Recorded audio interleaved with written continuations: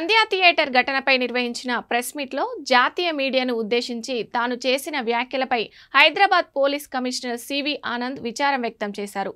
రెచ్చగొట్టే ప్రశ్నలు వేయడంతో తాను సహనం కోల్పోయానని చెప్పారు.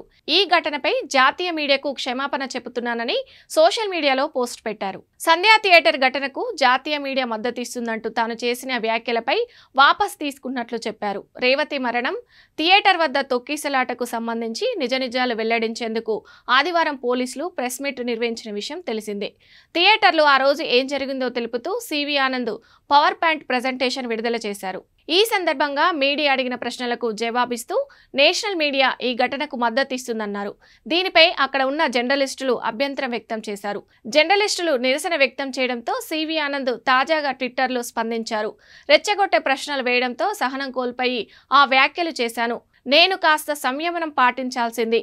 నేను చేసిన పొరపాటు గుర్తించి నేషనల్ మీడియాకు సారీ చెప్తున్నా అంటూ ట్వీట్ చేశారు.